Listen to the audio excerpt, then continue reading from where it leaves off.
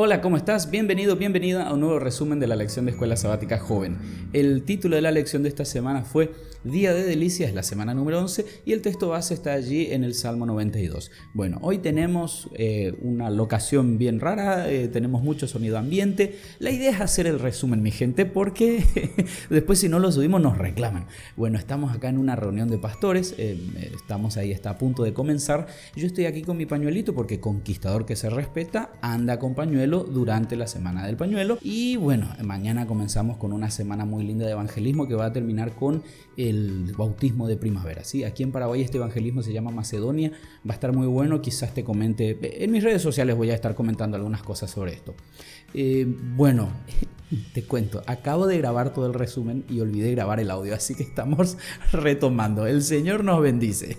Habíamos comenzado hablando acerca de esta conversación entre Dios y Adán y Eva, que está allí en Génesis capítulo 2, versículos 16 y 17, donde dice: y mandó Jehová Dios al hombre diciendo: de todo árbol del huerto podrás comer, pero del árbol del conocimiento del bien y del mal no comerás, porque el día que de él comas ciertamente morirás. Es interesante que allá en Génesis capítulo 3 te encontrás con la serpiente hablando con Eva, tergiversando un poco las palabras de Dios, pero básicamente lo que dice es cierto que Dios les dijo que no coman, ¿verdad? Ella tergiversó un poco las palabras de Dios.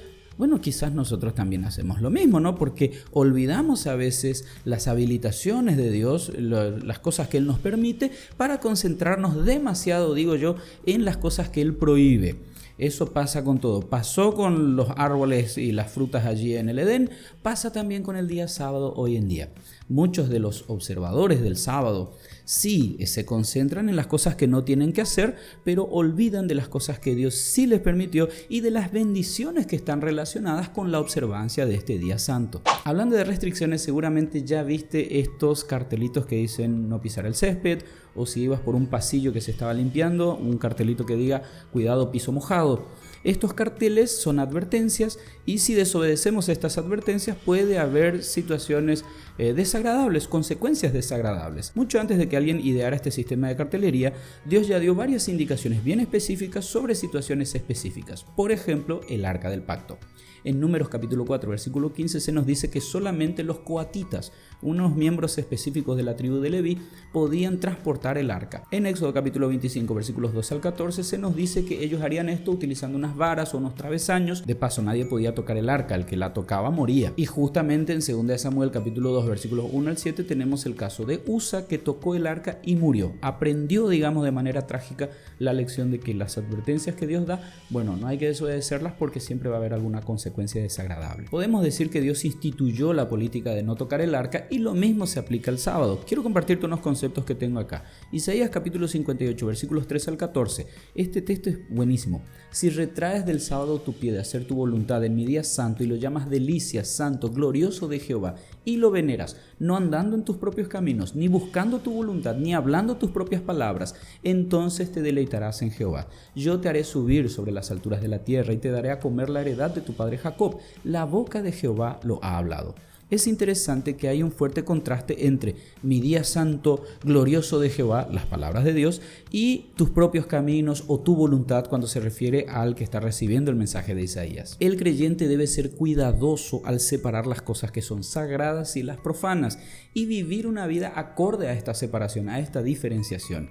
Es cierto, nosotros vivimos en un mundo imperfecto y somos rodeados por cosas profanas, pero aún al interactuar con situaciones, con personas incluso que no creen lo que nosotros creemos, tenemos que tener cuidado y siempre recordar que lo nuestro es lo santo.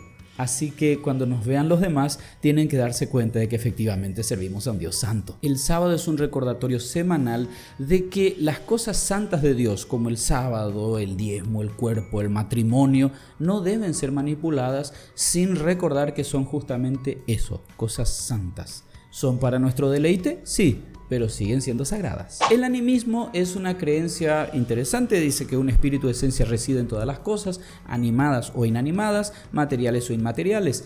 Es tan amplio este concepto que se extiende incluso a accidentes geográficos e incluso fuerzas de la naturaleza. Las llamadas religiones primitivas tenían mucho de animismo, de ahí que ellos adoraban, qué sé yo, el sol, que debe ser la primera deidad de la cual tengamos noticia, un río, el viento, qué sé yo, la lluvia. Pero todo esto, todos estos elementos que yo te cité y otros más, son en realidad expresiones de la naturaleza, y naturaleza es creación, es decir, está la creación por un lado y el creador. Las tres grandes religiones monoteístas de la humanidad, que son el cristianismo, el judaísmo y el islamismo, hacen esta separación, no aceptan el animismo porque ellos adoran justamente al creador, no a la creación. Si vamos a los 10 mandamientos, tenemos el primer mandamiento que se opone directamente al animismo cuando dice: no tendrás dioses ajenos delante de mí. Eso está en Éxodo capítulo 20 versículo 3. Si vamos al segundo mandamiento, la idea aquí se refuerza porque dice: no te harás imagen ni ninguna semejanza de lo que está arriba en el cielo, ni abajo en la tierra, ni las aguas debajo de la tierra, no te inclinarás a ellas ni las honrarás. Éxodo capítulo 20 versículos 4 y 5. Y el mensaje es claro, es decir, nosotros no adoramos a la creación, nosotros adoramos al creador. Ahora, la redacción del segundo mandamiento, según lo vimos recién, hace un eco interesante del cuarto, donde se habla de Dios que hizo los cielos y la tierra, el mar y todas las cosas que hay en ellos. Eso está en Éxodo capítulo 20 versículo 11. Así que el mandamiento del sábado hace una clara separación entre el creador y la creación y se vuelve una defensa contra el animismo. Es interesante también que el animismo puede trasladarse al mundo de las ideas.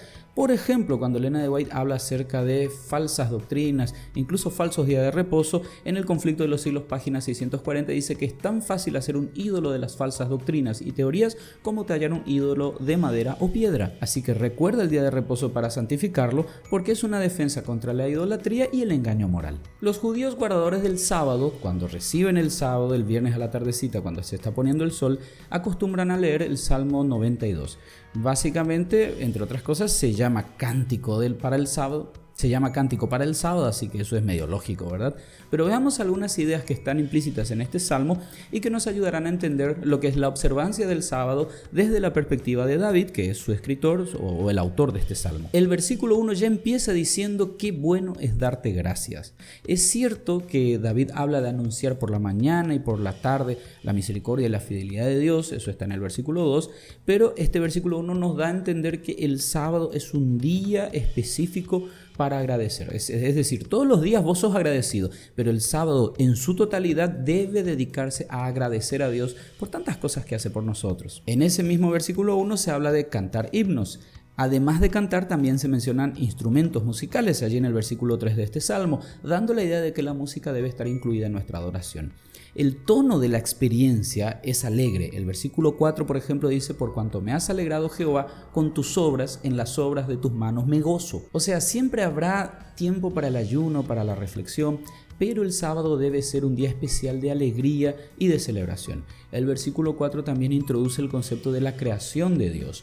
Pasar tiempo en la naturaleza, meditando en la creación de Dios, es una actividad apropiada para el sábado.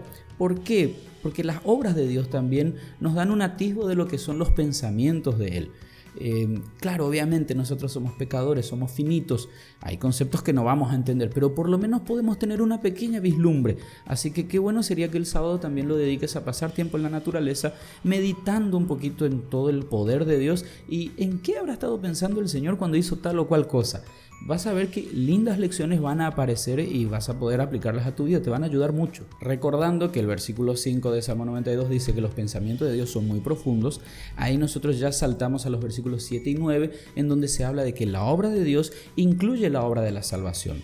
El sábado es un día para regocijarnos por el triunfo de Dios sobre los enemigos. Y ya que estamos hablando de enemigos, podríamos hablar de todo aquello que nos oprime, no solamente nuestros semejantes. Está la realidad de la muerte, por ejemplo. Bueno, 1 Corintios capítulo 15, versículo 26 nos dice que el último enemigo a ser vencido será justamente la muerte. Y el clímax del Salmo está en el versículo 8, donde dice: mas tú, Jehová, para siempre eres altísimo. Reconocer la exaltada posición de Dios es el pináculo de nuestra experiencia de adoración del sábado. Pináculo, qué palabrita, Y solo cuando Dios está en el centro de nuestra experiencia de sábado podemos nosotros disfrutar de la adoración en ese día. Así que fíjate, no es solamente dejar de trabajar, dejar de estudiar, ir a ese extremo de día de reposo, entonces voy a tener la siesta más larga de la semana. No es solo eso. El sábado tiene que estar impregnado de adoración, de gozo, de celebración, de compartir con los demás y obviamente también compartir esa paz que tenés, ese reposo que tenés en sábado, compartirlo con aquellos que todavía no conocen al Señor o que están sufriendo por los efectos de un mundo manchado por el pecado. Como cada semana terminamos leyendo un texto de Elena de White, específicamente algo que ella escribió en El deseo de todas las gentes, páginas 177 y 178, y a mí me encanta cómo a veces esta señora escribe de una manera que casi que parece una cachetada espiritual. Fíjate lo que dice acá, por ejemplo: la obra del cielo no cesa nunca y los hombres no deberían nunca descansar de hacer el bien. El sábado no está destinado a ser un periodo de inactividad inútil. Así que vuelvo a repetirte lo que estamos diciendo durante todo el trimestre. Sí, hay un concepto de descansar, de reposar en el día santo, pero acordate de dos cositas. Uno, el sábado no es tuyo, el sábado es de Dios y toda obra buena es lícita hacerla en sábado. Mañana, por ejemplo, con un grupo de chicos vamos a estar en una plaza ayudando a las personas que por ahí están enfrentando problemas de depresión, de angustia, qué sé yo. Vamos a llevar un mensaje de esperanza a las personas que lo necesiten. Vamos a tener una charla al aire libre. Va a ser una cosita muy linda. Eso es lo que vamos a hacer nosotros. ¿Qué podrías hacer vos para aprovechar las horas del sábado y llevar el mensaje a las personas que lo necesitan? Efectivamente, nosotros tenemos la Biblia, usamos la Biblia para predicar, pero también las personas necesitan cosas que están en la palabra de Dios, pero necesitan recibirlas de manera práctica. En este septiembre amarillo hablamos de la salud emocional y de prevenir el suicidio. En otros meses podemos hablar de otras cosas y no hace falta que haya un mes específico para que hables de algo. Lo importante es que vos estés dispuesto a ser un instrumento de Dios para llevar esperanza a aquellas personas que lo necesitan. Perdón, repito mucho este concepto, ¿verdad? Es que quisiera realmente que quede en tu cabecita y que si algo bueno sale de estos resúmenes es que todo lo que aprendes lo pongas en práctica. Bueno, terminamos por acá porque mi reunión está comenzando. Que Dios te bendiga, que tengas un excelente día y sí, nos vemos la semana que viene.